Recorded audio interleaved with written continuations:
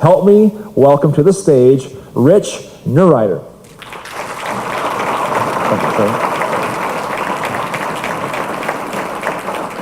So by show of hands, who here in this room in the last year has told a lie?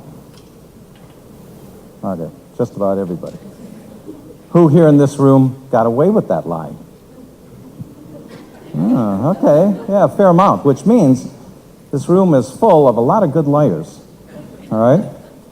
As a special agent with the FBI, it was my job to determine whether or not the people that I was interviewing were lying to me or telling the truth. And then I was supposed to get the confessions from these people. Now, what I do in my presentation, part of the presentation that I do, is I teach my audiences how to detect deception in others. I don't care if you're a CEO of a company, if you're in sales, HR, supervisor, manager, banking institutions, medical field, if you can read people, you'll be better at your job. You will be more successful. I'm going to play you a little video clip here, 12 seconds, that's all it is. I want you to watch it and think in your own mind if this person is lying. Watch this lady's nonverbals and then listen to how she answers the question. I'm from Detroit. Have you ever texted a naked picture of yourself to someone? No. Be honest. No. Is she lying? Most people say yes. Why? What's one of the nonverbals that you saw? She put her hand over her mouth. Folks, I'm telling you, if you're in sales or whatever, when you're talking to somebody, maybe they're just standing like this or like this, and an important question comes up, and they go, well, even a little bit, they're telling you they don't want to answer that question. What did she do? She took her entire hand and put it over her mouth. She's telling you, I don't want to answer this. What else did she do? She laughed. The laughter was that an appropriate laugh? That's what we look for. If I ask somebody here, did you kill somebody? Well, come on, I did. Whoa, they're telling you something, all right? The eyes. At the beginning, she's looking left and right. I'm guessing that her boyfriend was off to the right side. So she's looking left and right. And at the end, you're right. At the end, the eyes went down. The baseline for her eyes was left and right. That was her comfortable zone. But when she was asked, did you do it? No. Be honest. No. The eyes went down. Tells me that she's lying. The way she answered when the voice raised at the end, no. It's a sign. It's a clue that she may be lying to you, okay? The last thing that most people do not catch on this video is her shoulders. They were going up and down, which meant as soon as that question was asked to her, there's a lot of anxiety in her body. A lot of anxiety, and you have to get rid of that anxiety. The body doesn't want to hold the anxiety in. With her, it was her shoulders.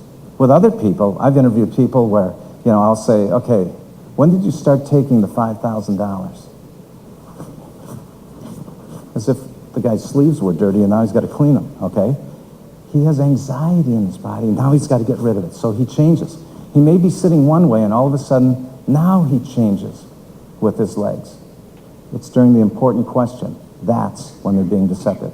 So that's part of my presentation, all right? I'm teaching audiences how to read other people. I've got a lot of other slides, and I make it a lot of fun. They get a lot of takeaways. I also do some motivational and inspirational. I share some stories, okay, of my time with the FBI. One of them was I was sent to the Pentagon 2 days after the terrorist attack, and I was doing critical incident stress debriefings, which means I spoke to people that went through just the most difficult time in their life, okay? One of them was a gentleman by the name of Frank. I'll never forget Frank. I was standing in front of the wall, maybe 30 yards from where the plane hit, and this gentleman comes up and he introduces himself to me. His name is Frank, and he told me that he was retired Navy and that he was sitting where the plane hit 10 minutes before it hit, His meeting was done. He got up. He left.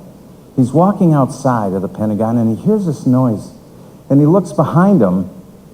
It's the plane. It's coming right at him. He started to run, and he told me, he said, you know what? I knew I couldn't outrun this left or right, so I just laid down. I thought I was going to be killed within seconds.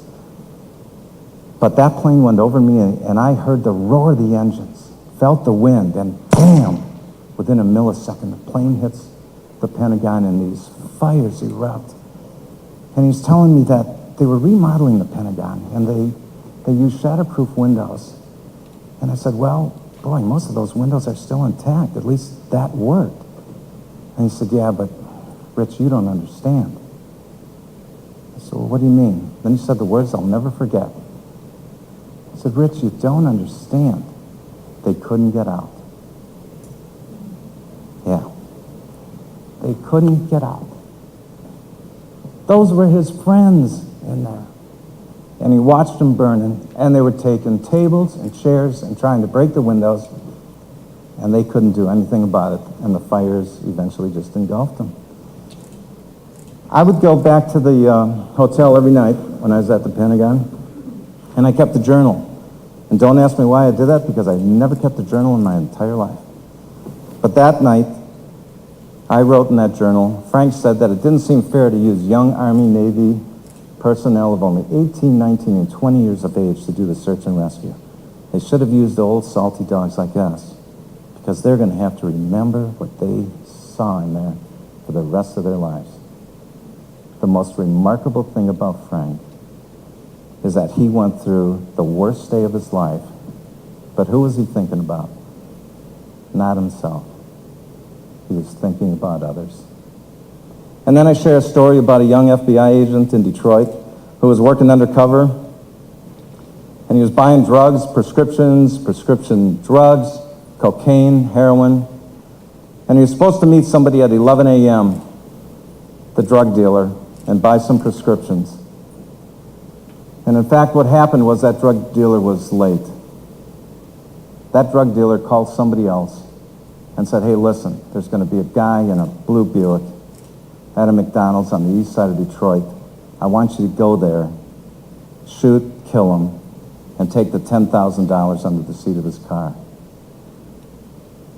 That agent was me. I was sitting in that car, and luckily, an informant of mine found out about what was going on, and he talked the guy out of coming over there with a gun. I tell everybody that early on in my career, an informant saved my life. But it wasn't until the end of my career, when I spoke with Frank, that I really learned how to live it. That I should be doing more for others and not just think about myself.